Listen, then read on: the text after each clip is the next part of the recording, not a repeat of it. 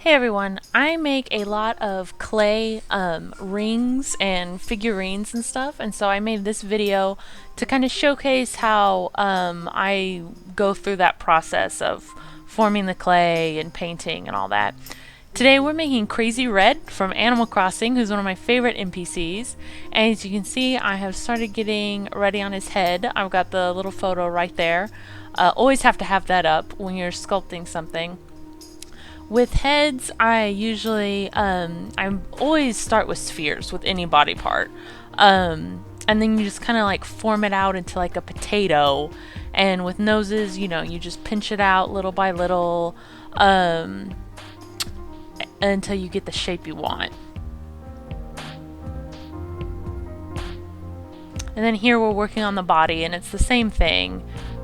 Make a sphere, and then just start rolling it and shaping it into whatever kind of shape you need. Luckily, Animal Crossing NPCs and characters and everything, they have really rounded bodies, so this is actually pretty simple. We're not making anything really complex making these guys, so I think they're actually pretty good beginner models you can use for if you're just getting started into sculpting, actually. I use Kato polymer clay. It's just what I prefer. It's pretty inexpensive at Hobby Lobby, and unfortunately though all I have is black at the moment. I don't have any white. I suggest you get white because I'm gonna have to prime this bad guy after he bakes and everything. So it's just avoiding an unnecessary step if you get white clay. And we've just made the ears.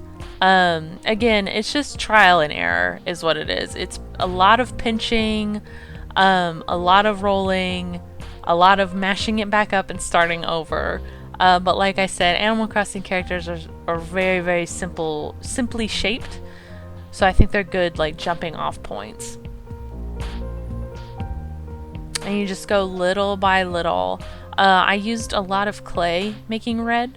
And Kato, for instance, it's kind of like sectioned out. So I think I used an entire section on his head and an entire section on his body. And then now I'm trying to be like a little bit more responsible with the clay, because I don't even want to use a whole bar for one character either. Like I'm really frugal, borderline cheap, and I'll cut corners where I can. And so those little nudgies there are his arms, and those are going to go on after we make his apron that we're making right now. Part of me suggests, if you make Crazy Red, for instance, is to just paint on his apron afterwards, but I like a lot of like 3D and detail on my sculpts, so I decided to go for the actual like apron on him. But it is tougher to paint, so it does take more time, and it's more effort, and it's more crevices you have to get your brush into, and then don't get your brush in them when you have the wrong color. And we just stuck on his tail, which again is, there we go, there he is, so cute. And we'll pan around him, and now it's time to bake. Anyway, now it's time to paint.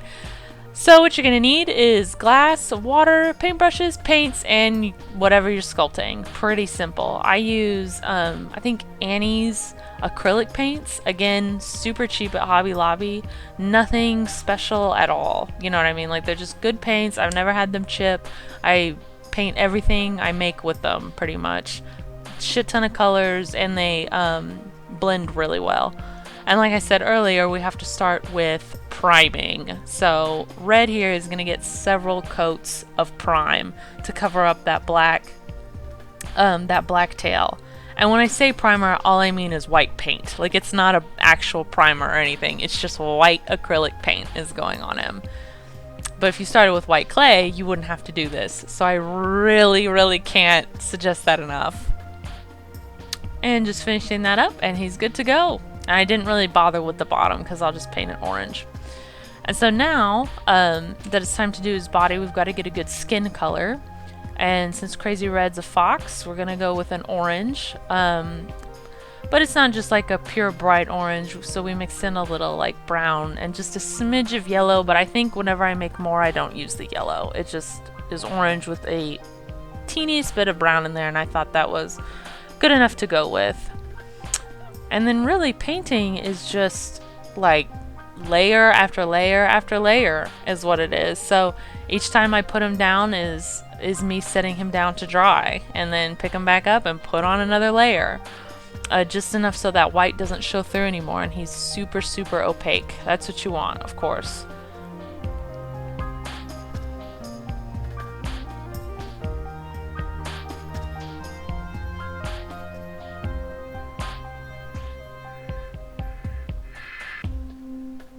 Man, I wish it went this fast in real life. Jesus. Unfortunately, it doesn't. Making these takes me about all day. It is a process from picking up the clay to the last brush stroke. What is just hours on end for me. You guys might be able to do it a lot faster. I hope so. But I don't mind it personally. I love doing this kind of stuff. It's very therapeutic and just a fun little thing to do on like Sunday afternoons. So I don't mind too much at all. And we've got most of his fur color on now, most of that orange. And see, I didn't paint the bottom white because I'm just going over it with black, or with the orange, over the black with orange. No one's going to see it anyway. And now it's time to do his little apron, which is blue.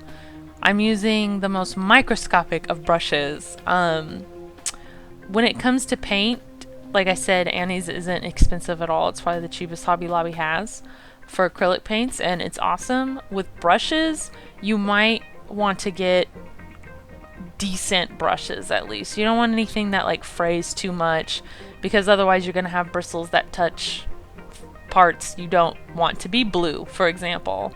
And since I decided to do his apron 3D, like actually sculpt it, I ran into that problem a lot. My brushes are okay. They're not like, I mean, they're not gonna paint any Van Goghs or anything, right? But they get the job done on red here. And it's just minute little brush strokes all the time, like little crevices under his arm there, around his tail. Tiny, tiny, tiny brush strokes. What's nice about the blue though is it's super opaque. The orange is a little transparent when it goes on. So I didn't end up needing quite as many anyway coats of blue for his apron.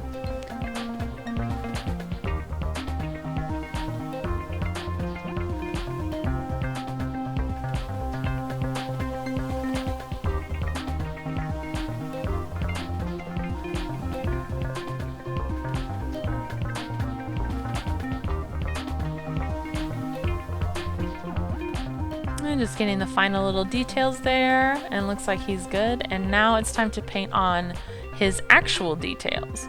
And so I just start from the top and I go down when it comes to details. That way I always have somewhere to hold when I do the next thing. And so we're working on his ears, and you can see I did the tips of his hands white and his tail. So I did that real quick. And then we're gonna paint on his white tummy.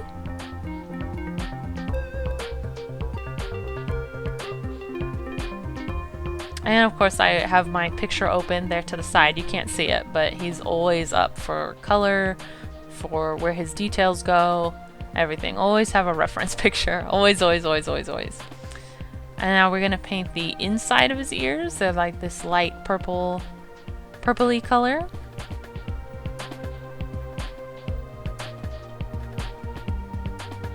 And then now he has, around his white fur, he has like this yellow accent that goes around. I think it's more to illustrate like the blending of his orange fur into his white, but it's just a little something I decided to put on there too, because it was part of him in the photo and I liked it. And then one of the hardest things to do are eyes, because you have to do 2 of them, right? You have to make sure you do 2. Luckily his eyes are just slits, so that's great. And then the very, very last thing, I believe, is the little leaf that's on the front of his shop apron. And I outlined it first and then colored it in.